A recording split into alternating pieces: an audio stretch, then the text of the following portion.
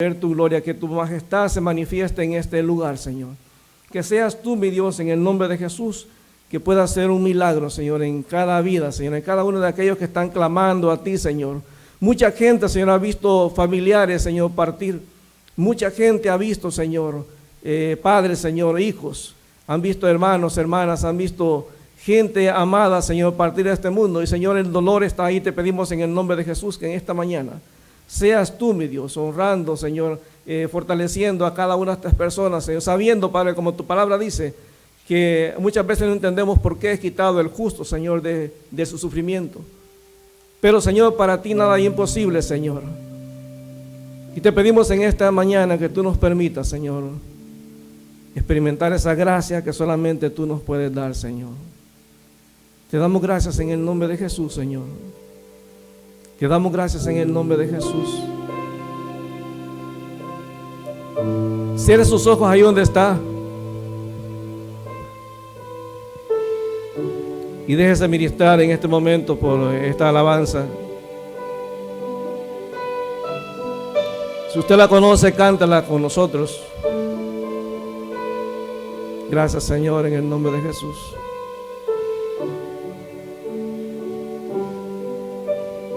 Gracias, Señor. Puedo ver tu gloria llenando este lugar. Sí, Señor, en el nombre de Jesús.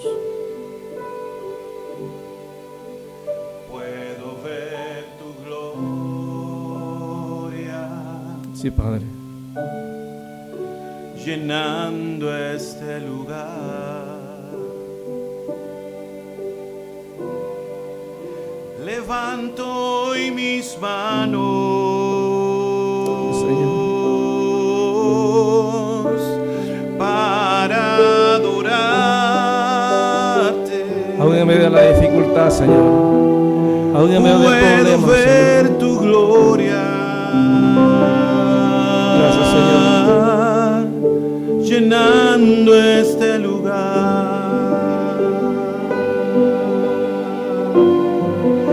Levanto hoy mis manos. Te adoramos a ti, Señor, para adorarte. Sí, Señor. Puedo ver tu gloria.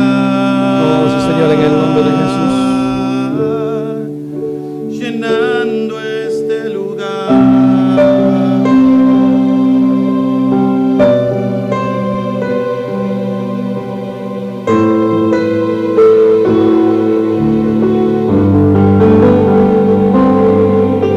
Señor, tú eres santo. Llenas este lugar. Señor, tú eres santo. Llenas este lugar. Levanto hoy mi vida. Te adoramos en el nombre de Jesús. Para adorarte. Gracias, Señor. Señor, tú eres santo. Gracias, Señor. Llenas este lugar. Sí, Señor, gracias. Levanto hoy mi vida para adorarte. Te adoramos, Señor. Señor, tú eres santo. Llenas este lugar. Señor, en el nombre de Jesús te pedimos, Señor, que tú que estás en este lugar, hables a nuestra vida, Señor, que la palabra, Señor, llegue. Que, Señor, a aquellos que están conectados por Zoom, por Facebook o por YouTube, Señor, que tu palabra llegue a esos lugares, Señor. Tú sabes el tema que vamos a tratar ahora, Señor, y que seas tú, mi Dios, el que toque cada vida, Señor, y que liberte a aquellos que están atados, Señor. que podamos disfrutar la bendición que tú nos has dado de vivir una vida abundante en Cristo, Señor, dejando a un lado cualquier cosa que nos está dando, Señor. Te damos gracias, mi Dios, y te bendecimos en esta mañana, Señor. Te damos gracias por tu presencia en nuestra vida, Señor, en el nombre de Jesús. Amén. Gracias, Emilio. Lucas capítulo 23, versículo 32. En este pasaje, Señor Jesús, ya habíamos estado viendo el domingo pasado cómo hablábamos de que tenemos que predicar la verdad de la salvación, y decíamos que solamente en Cristo hay salvación y vida eterna. Nadie más nos puede dar salvación. No importa cuánto tiempo usted haya ido a la iglesia, eso no lo salva.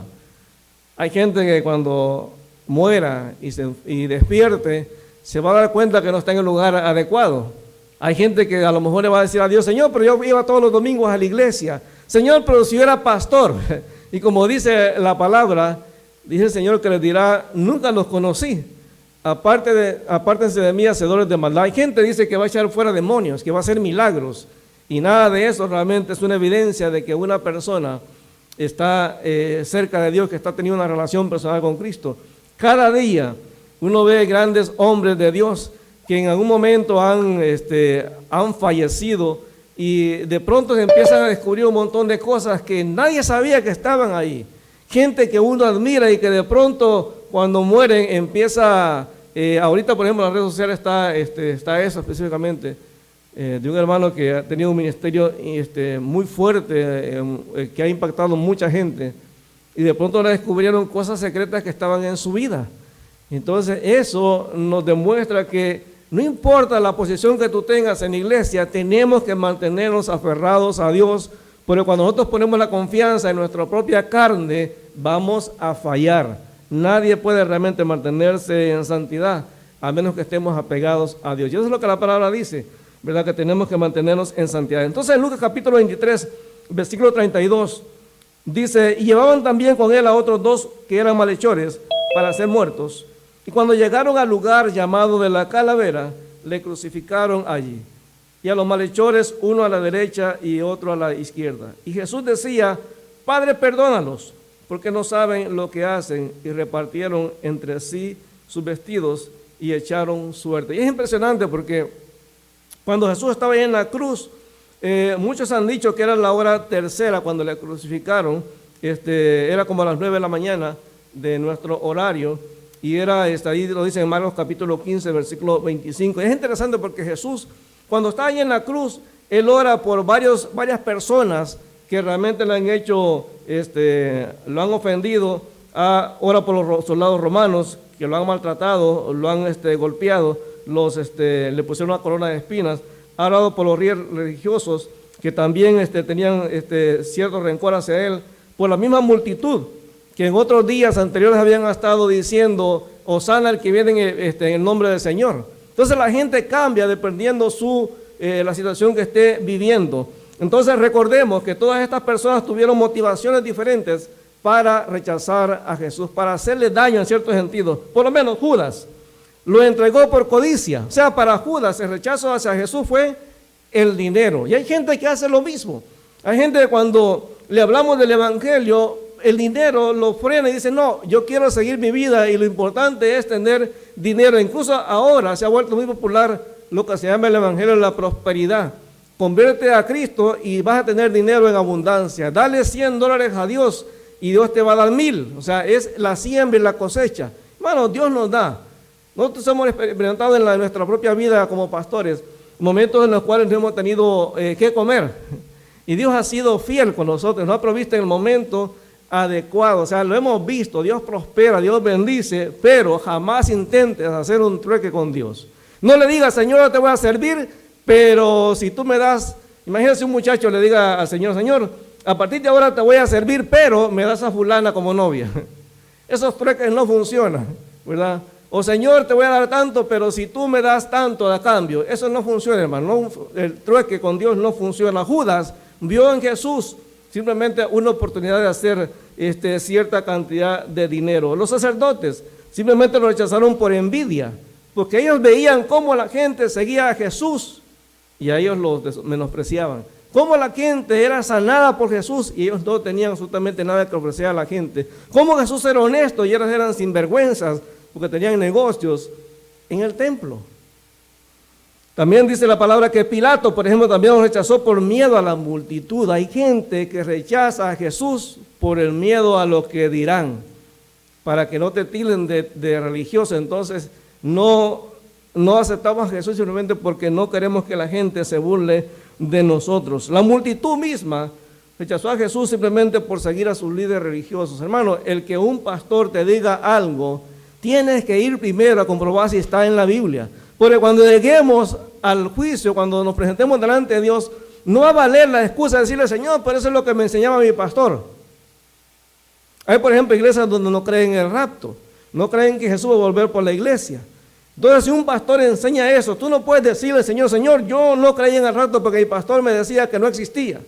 No, Señor, yo no hacía esto o lo otro. Hay iglesias, por ejemplo, donde no usan instrumentos musicales, porque ellos dicen que eso era el Antiguo Testamento.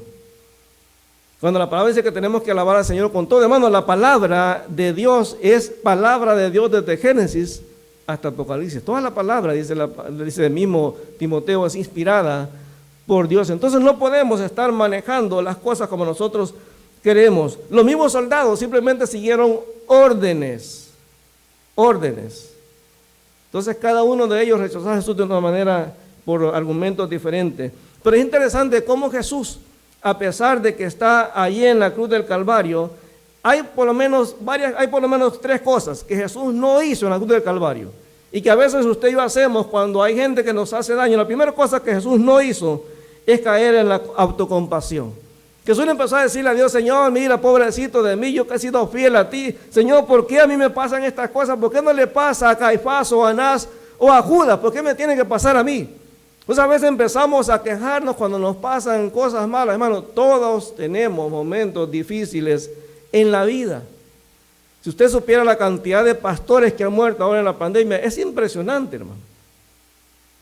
Y no le estoy hablando de pastores ancianos, no le estoy hablando de pastores que estaban enfermos, no, gente sana, hermano, se ha muerto. Mucha congregación se ha quedado sin pastor. Yo creo que Dios nos va enseñando de que, hermano, los pastores podemos desaparecer, pero Dios sigue estando en control de la iglesia. Dice la Biblia que la cabeza de la iglesia es Cristo. Los pastores vamos y venimos. Entonces hay gente que muchas veces cuando vienen las crisis, cuando alguien le hace daño, lo que hacen es caer en la autocompasión, empezar a decirse a sí mismo, pobre de mí, porque a mí me pasan estas cosas, si yo siempre he sido fiel. Fíjense que hace mucho tiempo vi una película que les recomiendo, se llama Religión a fuerza de costumbre. Y es interesante porque es una película mexicana muy buena, muy bien hecha, que presenta el argumento de dos iglesias. Y hay un momento en la película donde hay una pareja, miembros de la iglesia, que tienen una hija en la escuela. Y ellos dicen siempre, mi hija es una niña honesta, sensible a las cosas de Dios, es una niña sometida a sus padres, pero cuando ella sale de la casa todo cambia, porque la chica en la escuela se acuesta con cualquiera que le gusta, pero en la iglesia es la niña modelo. Y un día están en la casa comiendo y de pronto le agarra como deseos de vomitar, algo así parece la escena, y entonces descubren que está embarazada. Y los papás entonces empiezan a decir, ¿por qué, Señor? ¿Por qué si mi niña es tan buena? Claro, eso es lo que ellos veían en la casa. Entonces a veces nos pasa, si hacemos cosas que provocan que otra gente nos haga daño o experimentamos daño de otras personas, porque es lo natural de la vida, hermano. Siempre que estamos cerca de otras personas nos arriesgamos a que esas personas nos hagan daño. A veces la gente que más nos hace daño son la gente que supuestamente tiene que amarnos. Otra de las cosas que Jesús no hizo en la cruz del Calvario es caer en el rencor, en el odio o en la amargura hacia sus enemigos. Él pudo haber dicho, Señor, mándales un rayo, destrúyelos, Señor, acábatelos. Él pudo haber hecho eso, pero simplemente pidió perdón por ellos. Tampoco Jesús se quejó con Dios por no castigarla a esa gente, por no vengarse Ustedes saben que en la Biblia existe lo que se llama los salmos imprecatorios. ¿No sé, alguna vez usted ha leído un salmo imprecatorio? Los salmos imprecatorios es cuando el salmista dice: Señor, véngate de mis enemigos, destrúyelos, acábalos. Y esa es una situación natural en el ser humano, de tratar de que la gente que nos ha hecho daño paguen lo que nos hicieron. Entonces, pero Jesús no hace eso. Jesús, en lugar de eso, le pide al Señor que perdone a aquellas personas que no saben lo que hacen. Yo siempre me he martirizado por esa pregunta, por esa declaración de Jesús. ¿Por qué el Señor dijo: Señor, perdónalos porque no saben lo que no hacen, no saben lo que están haciendo? ¿Por qué Jesús no le dijo al Señor, al Padre: Señor, perdónalos nada más? ¿Por qué Jesús tuvo que enfatizar el hecho que no sabía lo que estaban haciendo? Yo lo entiendo así. Yo creo que Jesús lo que está diciendo es que estos que lo hicieron daño no se daban cuenta de quién era Jesús realmente. O sea, no querían reconocer quién era Jesús. Número dos, no querían darse cuenta cuánto afecta lo que hacemos a otras personas. Y mire, hay personas que nos van a hacer daño que ellas no se van a dar cuenta. Hay personas que nos van a hacer daño pensando que a lo mejor no es no es tan grave, pues. Y una de las cosas precisamente que aprendemos en esta palabra de Jesús, de Padre, perdónalos, es que debemos de perdonar aunque los que nos ofendieron no lo reconozcan. Hay gente que cuando te hacen daño te van a decir: oye, tampoco exageres, si fue una bromita, pues. O sea, nada más te reventé un huevo en la cabeza, o nada más te metí la cabeza en el pastel. ¿Sabe que en México tienen esa costumbre? Que cuando alguien está cumpliendo años, te dicen, ¿cómo le dicen? Mordida, mordida. Y cuando el cumpleañero muerde el pastel, le meten la cabeza en el pastel y la gente se enoja, pues, porque te meten el pastel, el cake por la nariz y te molesta eso. Entonces he visto gente que se enoja y que hasta le da un garrotazo o un golpe a la persona que está cerca. Pero en este caso hay gente que no va a reconocer. Fíjense que es interesante. En Proverbios capítulo 26, búscalo por favor conmigo, Proverbios 26, versículo 18. Hay gente que te va a decir precisamente eso: no seas exagerado, fue una broma, pues no es para tanto. Pero usted sabe que hay momentos en los que usted y yo andamos, como dicen en mi tierra, de pocas pulgas. Y nada más nos dicen una cosita y explotamos. A veces nos levantamos a lo mejor con el pie izquierdo y no queremos que nadie nos hable. Y viene alguien y nos hace una broma y nos molesta. Yo me acuerdo un día que estábamos en la iglesia, una iglesia en la que estábamos antes. Éramos de los jóvenes. Y alguien me hizo una broma. Y realmente yo no sé lo que había pasado, pero estaba molesto. Y me hicieron la broma. Y me acuerdo que solamente me volteé a le di la cachetada al que estaba más cerca. Y no había sido él. Y yo lo vi a él. Claro, el otro tipo era bien grandote. O sea, que si él hubiera querido me hubiera agarrado a golpes. Pero él se calmó. De hecho, hace mucho tiempo conocí la historia de una muy buena amiga. Estábamos en el seminario. Y ella, cuando llegó al seminario, era la única de nuestro país, la única mujer salvadoreña en el seminario. Y me acuerdo que ahí en el seminario tenían la costumbre de darnos la bienvenida cuando uno era nuevo estudiante. A los varones lo que hacían es que en medio de los apartamentos hacían un charco de agua, no así de lodo, y nos arrastraban ahí. Ese era el bautismo para los varones, aunque usted no lo crea, en el seminario. Y a las mujeres les vendían una mezcla de café, de champú, de ketchup y un montón de cosas, y eso le ponían en el pelo. Ese era el bautismo para las mujeres. Pero cuando a ella se le acercaban las muchachas para hacerle eso, la reacción de ella no era la que todos esperábamos. Porque ella se cuadró y dijo: la que se me acerque me la echo. Estábamos en el seminario. Y entonces, bueno, no le hicieron nada. Pero un día había habido una discusión o una situación así en el seminario. Y había una chaparrita de otro país. Y un momento esa chaparrita le dio una cachetada a esta muchacha. Esta muchacha era grande, era muy fortachona. Había estado en la guerrilla en mi país. Pues era una mujer fuerte, había estado en pandilla y todo eso, o en cosas así. Y resulta que cuando esta chica le da la cachetada, todos pensamos: esta la va a destrozar. Se la va a ir encima como un león y la va a hacer pedazos. Pero se quedó parada, así paralizada, sin hacer nada. Y empezó simplemente a balbucear, a decir cosas incoherentes que nadie entendía. Cuando todo pasó, le preguntamos, oye, pero ¿qué te pasó? Como que todos esperábamos en la carne de que ella le cayera a la otra, pues, para defender la integridad de nuestra raza, pero ella no lo hizo. Y ella dice, la verdad dice que no me explico qué es lo que pasó, pero cuando ella me golpeó, yo quería destrozarla, caerle encima, pero sentí que alguien muy grande vino por detrás y me apretó, me abrazó y no me dejó hacer absolutamente nada. Todos pasamos por problemas así, situaciones en las cuales queremos decirle hasta de qué se va a morir la otra persona. Pero tenemos que tener que a veces las personas, tenemos que perdonarlos, a pesar de que no reconozcan que lo que nos hicieron nos hizo daño. Vean Proverbios 26, versículos 18 y 19. Dice, como un loco, disparando al aire flechas de fuego y muerte, es el que engaña a otro y luego dice que todo era una broma. Ahí está en la Biblia, hermano. O sea, porque a veces el que hace el daño, claro, como él no siente dolor, pues piensa que todo es mínimo.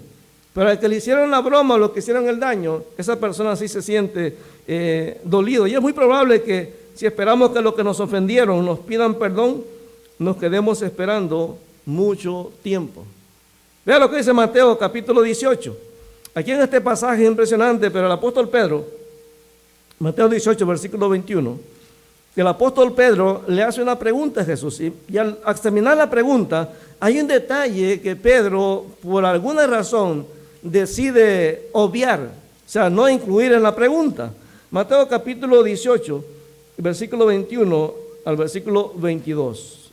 Mateo 18, 21 a 22. Dice, entonces se acercó Pedro y le dijo, Señor, ¿cuántas veces perdonaré a mi hermano que peque contra mí?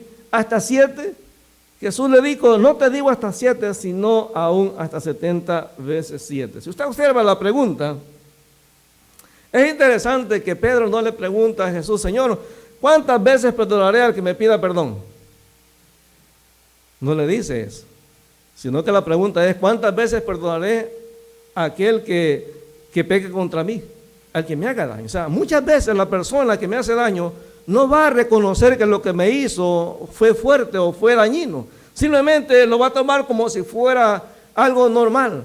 Entonces es mi deber como cristiano perdonarlo a pesar de que la persona no reconozca que lo que me hizo es pecado. O sea, ¿por qué? Porque al final de cuentas el pecado, ese pecado que la persona hizo hacia mí, muchas veces a mí me va a amargar la vida y no a esa persona. Y es interesante, porque tengo que perdonarla incluso, no solamente que no reconozca que me hizo daño, sino que nunca me venga a pedir perdón. Y claro, hay de relaciones a relaciones. Porque hermano, cuando en una pareja, por ejemplo, uno de los dos hace daño al otro, es claro que tiene que haber una charla y tienen que pedirse perdón. Si no hay perdón, el matrimonio está propenso a destruirse. Hay gente que toma la actitud de mártir de decir, bueno, él es así. A mí me gusta que en la radio pasa un anuncio que hablan sobre la violencia conyugal. Y ese anuncio, está un hombre hablando y le dice a la mujer, dice, hoy te preparé tu comida favorita para demostrarte cuánto te amo. Pero claro, ya empezó la semana y otra vez voy a revisarte tu celular, otra vez te voy a golpear, otra vez voy a maltratar a tus amigos, otra vez te voy a controlar hacia dónde vas, otra vez te quiero ver cuánto dinero tienes.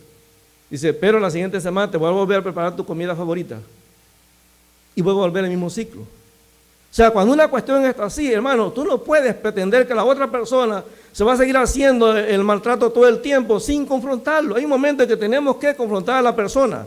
Si la persona no reconoce que lo que está haciendo es dañino, tienes que tomar acción. Hay gente, yo he escuchado pastores diciéndole a las mujeres, usted se casó, aguántese, y la ve con el morete acá. No, hermanos, claro que no. O sea, hay una decisión que yo tengo que tomar.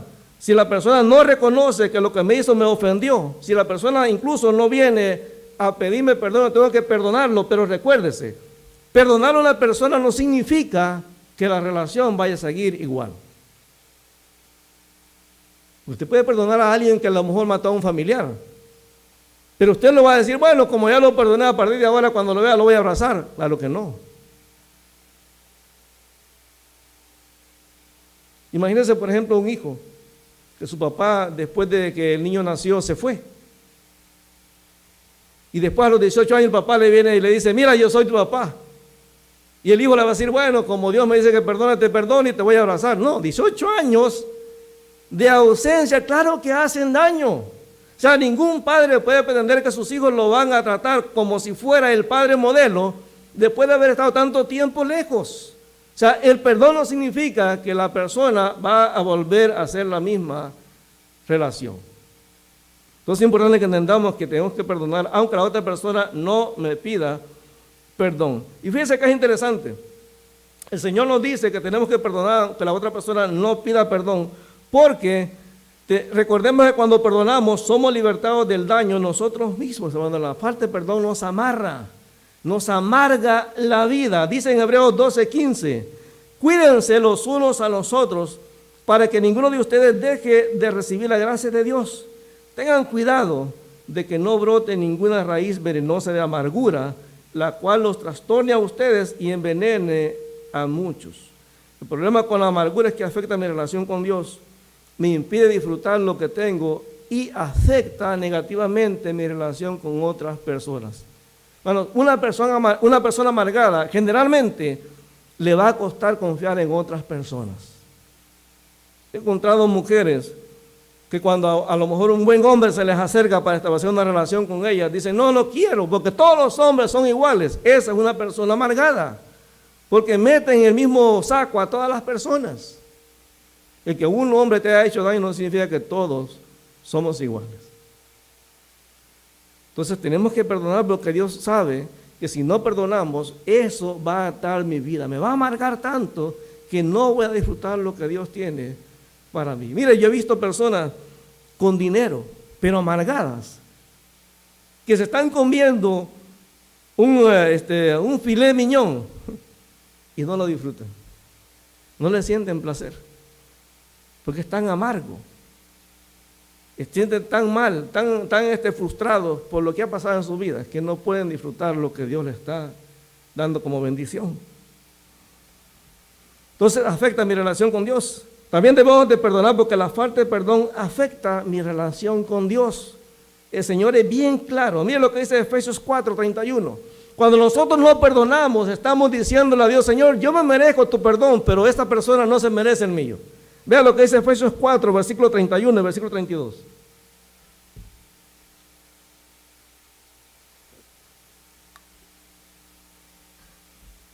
Efesios 4, versículo 31, versículo 32. Dice, quítense de vosotros toda amargura, enojo, ira, gritería y maledicencia, y toda malicia. Antes sean benignos unos con otros, misericordiosos, perdonándose unos a otros, como Dios también les perdonó a ustedes en Cristo. Esto realmente es una orden, hermano. Dios no nos dice si queremos perdonar, Dios dice que perdonemos. Es una orden, ¿verdad? El Dios nos obliga realmente a perdonar. Y en Mateo 6:12, cuando hablamos del Padre Nuestro, una de las partes de la oración dice en el versículo 12, Mateo 6:12, y perdónanos nuestras deudas, como también nosotros perdonamos a nuestros deudores. Es decir, Señor, yo te pido que me perdones de acuerdo a la medida en que yo perdono a otros. Es decir, yo me estoy haciendo responsable delante de Dios, que Dios me va a perdonar a medida que yo cumplo esa orden que Él nos ha dado de perdonar. En el versículo 14 dice, porque si perdonan a los hombres sus ofensas, también vuestro Padre les perdonará sus ofensas. Mas si no perdonan a los hombres sus ofensas, tampoco su Padre les perdonará las ofensas que ustedes han hecho. No perdonar es pensar que yo merezco el perdón y que la otra persona no. Ahora recuérdense, todos vamos a enfrentar en un momento el daño de alguien que está cerca de nosotros. Y generalmente los que nos hacen daño son la gente que nosotros esperamos que nos amen, que nos respeten, que nos acepten. Ahora recuérdense que una de las cosas importantes que la cruz nos enseña, ese momento en que Jesús está ahí y demanda al Padre que perdone a estas personas, es que el perdón es algo personal, es algo que yo decido dar. Cuando una persona dice, no lo puedo perdonar, realmente lo que está diciendo es, no quiero perdonarlo. porque no se merece el perdón, hermano. Y es cierto, nadie se merece el perdón. Imagínate cuando usted y yo oramos al Señor que nos perdone por nuestros pecados. ¿Usted cree que realmente merecemos que el Señor nos perdone? Realmente no. Dios nos perdona por su gracia y porque Jesús ya pagó por nuestros pecados. O sea que ninguno de aquellas personas que pidieron perdón a Jesús, pero fue decisión personal, voluntaria de Él, perdonarlos. Mire, es impresionante. Cuando usted ve a Jesús en la cruz y Él clama al Padre diciéndole, Padre, perdónalos porque no saben lo que hacen. Toda esa gente no escuchó esa oración, hermano. Es más, los religiosos estaban gritándole, diciéndole, si eres el Cristo, baja de ahí la cruz y creeremos en ti. O sea, ellos no escucharon. O sea, tú no necesitas que la gente escuche que tú los has perdonado. Esto es un asunto entre tú y Dios. Mire, Judas ya se había muerto, ya se había ahorcado, o sea que Judas tampoco nunca escuchó que Jesús ofrecía el perdón. Los soldados tampoco escucharon, la multitud tampoco escuchó. Entonces hay gente que a lo mejor nunca se va a dar cuenta que tú los has perdonado, pero se van a dar cuenta que en tu vida hay algo diferente, porque te van a ver que no eres una persona amargada. Cuando decidimos que no podemos perdonar a alguien, en realidad estamos diciendo que no queremos perdonar. Y es por eso que Dios nos manda a perdonar, no es una opción, no es una sugerencia, es una orden. Así como Cristo nos perdonó, también tenemos que perdonar nosotros. Ahora, si ustedes hacemos cuenta de cuántas cosas Dios me ha perdonado, hermano, es una lista increíble. Por eso nos hace el Señor responsable de lo que hacemos con el perdón, si lo damos o no lo damos. Por eso Él nos dice que no nos va a perdonar si nosotros no perdonamos. Ahora quiero hacerle una mención en esto y pensaba en esta semana. Dice que es interesante cuando uno compara el amor de Dios y el perdón de Dios. La Biblia dice, amarás al Señor tu Dios con todo tu corazón, con toda tu mente y con todas tus fuerzas, y a tu prójimo como a ti mismo. Entonces Dios hace énfasis en que el amor no solamente tiene que ser hacia Dios, hacia el prójimo, sino también el amor hacia mí mismo. El perdón es lo mismo. Uno de los problemas más grandes que hemos encontrado en muchas personas es que a veces sí las personas reciben el perdón de Dios. Sí las personas pueden dar perdón a otras personas o recibir perdón, pero con lo que luchan muchas personas es en perdonarse a sí mismos. Saben que Dios los perdonó, pero ellos se siguen señalando a sí mismos. Hay gente que incluso se ve al espejo y se empieza a insultar. Eres un idiota, un fracasado, no sirves para nada. Entonces, no importa, hermano, cuánto perdón Dios te dé, no importa cuánto las personas te perdonen, mientras tú no aceptes que el perdón de Dios es real y lo aceptes y lo aplicas en tu vida, nada va a cambiar, vas a seguir amargado como si nada hubiese sucedido. O sea, Dios quiere que disfrutemos el perdón. Fíjense que la Biblia dice que Dios quiere que nosotros vivamos una vida abundante. Dice, ríos de vida saldrán de todos aquellos que tienen al Espíritu Santo. O sea, si usted tiene al Espíritu Santo, usted tiene que vivir una vida satisfactoria en Cristo.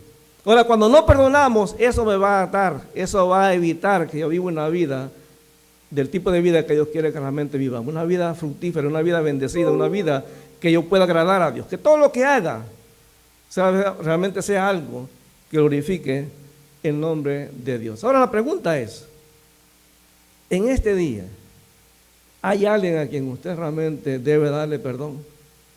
¿O habrá alguien a quien usted nunca le ha pedido perdón? Porque el perdón va en dos vías. Muchas veces tenemos que pedir perdón y muchas veces dar el perdón. En las dos vías tenemos que ser obedientes a lo que la palabra dice. Y yo sé, fíjese que hace mucho tiempo, me acuerdo cuando estábamos en el seminario, que una vez tuvimos un pleito con mi esposa. Éramos novios en ese tiempo, teníamos a lo mejor como unos 2 meses de habernos hecho novios. Y les cuento esto porque eso marcó nuestra vida para el resto de lo que iba a pasar como novios y luego como matrimonio y ya en el ministerio. Me acuerdo de cuando estábamos en la biblioteca, antes de llegar a la biblioteca habíamos tenido un desacuerdo y habíamos peleado. Nosotros pasábamos prácticamente todo el día, nos veíamos en el seminario. O sea, nuestro noviazgo fue particular, porque usted cuando es novio no se ve todo el día. Pero nosotros nos veíamos a las 6 de la mañana en el desayuno. A las 7 yo estaba listo y la estaba esperando para llevarla de un cuarto a otro. Eran como Bueno, como el pasillo que está ahí, pues como 3 metros, de una puerta a otra. Esa era, yo corría a una puerta y la recibía y la llevaba a la otra puerta y me iba corriendo a otro edificio, porque quería verla. Nos veíamos en el almuerzo, luego en el trabajo, luego en la cena, luego en la biblioteca. A 10 de la noche teníamos que irnos de la biblioteca a los dormitorios y todavía llegábamos al dormitorio a hablar por teléfono. O sea, nos veíamos todo el día y claro, en tantos momentos que nos veíamos, un momento tuvimos un choque y nos peleamos. Y me acuerdo que el día siguiente yo estaba en la biblioteca, estaba sentado estudiando. No es que la estaba castigando, pero realmente no la había visto todo el día. Y me acuerdo que ella llegó y me dio una lección. Porque ella se rodilló así cerca donde yo estaba y me dijo, perdóname, porque lo que hice no estuvo bien. Y me dijo, yo quiero que sepas cuánto me está costando hacer esto. Pero yo quiero que esto marque la forma en que vamos a arreglar las cosas nosotros en el futuro. A mí nunca me enseñaron a pedir perdón. En mi casa, cuando alguien te hacía a alguien, te aguantaba así ya. Pero entiendo que nosotros como pareja no podemos hacer las cosas así. Entonces, esta es la primera vez en mi vida que yo le pido perdón a alguien. Pero quiero que esta sea la forma en que hagamos las cosas en nuestro matrimonio. Nosotros decidimos si perdonamos o no, hermano. Y la pregunta otra vez en esta mañana es, ¿qué va a hacer usted? Jesús ofreció perdón a gente que no se lo merecía. ¿Qué va a hacer usted como hijo de Dios? La Biblia dice que tenemos que ser perfectos como nuestro Padre que está en los cielos, que hace salir su sol sobre buenos y sobre malos, sobre justos e injustos. Es decir, dar perdón a alguien es demostrar a la gente que en mi vida quien manda es Cristo. Padre, te alabamos en el nombre de Jesús. Mi Dios, te damos gracias porque tú eres bueno, Señor. Tu palabra nos sorprende, Señor, cuando nos dice, cuando nos recuerda que Jesús, Señor, nuestro Señor, pidió, Señor, que tú perdonaras a aquellas personas que le habían hecho daño. Señor, fue un ejemplo maravilloso, Señor, supremo, Señor, de lo que tenemos, la actitud que tenemos que tomar frente a aquellas personas que nos hacen daño, Señor. Y Padre, en el nombre de Jesús, en esta mañana, Señor, queremos darte gracias. Queremos bendecirte, Señor, porque nosotros hemos sido recipientes de tu amor, Señor, de tu perdón. Nosotros, Señor, hemos recibido el perdón, la salvación que solamente tú ofreces, Señor. Nosotros, Señor, hemos recibido ese perdón que nadie, absolutamente nadie se merece, Señor. Y hoy, Señor, en el nombre de Jesús, te pedimos perdón, Señor, por las veces en las cuales, Señor, no hemos perdonado, Señor, no hemos metido en nuestra manera de pensar, Señor, no hemos aceptado el clamor de otras personas cuando han venido a pedirnos perdón, Señor. Hemos pensado que la persona no se lo merece. Señor, realmente nadie se merece perdón, Señor. Pero tú nos das la orden de que perdonemos, porque ese es el ejemplo que tú nos diste en la cruz del Calvario. Y Padre, en el nombre de Jesús, te damos gracias en esta mañana, Señor. Y quiero, Señor, extender la invitación a los que estamos aquí, Señor, a los que están conectados, Señor, por Zoom, por Facebook o por YouTube, Señor. Que si hay alguna situación que tenemos que arreglar con alguien, Señor, que podamos perdonar a esa persona, podamos desatarla, podamos, Señor, vivir la vida abundante realmente que tú nos has ofrecido, Señor. Te damos gracias, mi Dios, en el nombre de Jesús, por lo bueno que eres, Señor. Te damos gracias porque tú nos ofreces el perdón, la salvación, Señor. Ese perdón que nadie merece y que tú quieres que ahora también nosotros, como hijos tuyos, podamos pedir perdón a aquellas personas a las cuales hemos ofendido. Y también, Señor, dar perdón a aquella persona que en algún momento nos ofendió a nosotros, Señor. Te damos gracias en el nombre de Jesús, porque tú eres bueno, Señor. Porque tú estás allí en el lugar de aquella persona que está conectada por Zoom, en el lugar donde está aquella persona que está conectada por Facebook, en el lugar donde está aquella persona que está conectada por YouTube, Señor. Padre, que tu Espíritu Santo toque cada vida, Señor. Que quebrante cualquier barrera, cualquier atadura, Señor. Y que podamos, Señor, reconocer y dar perdón, aunque la persona que nos hizo daño no se lo merezca, Señor. Te damos gracias en el nombre de Jesús, Pues tú estás, Señor, en medio de nosotros, estás en nosotros, en la persona de tu Espíritu Santo, Señor. Y te damos gracias en el nombre de Jesús, porque tú eres bueno, porque para siempre es tu misericordia, Señor. Gracias, mi Dios, en el nombre de Jesús. Te pedimos, Señor, que seas tú obrando en cada uno de nosotros. Y Padre, no queremos perder la oportunidad de también hacer la invitación, Señor.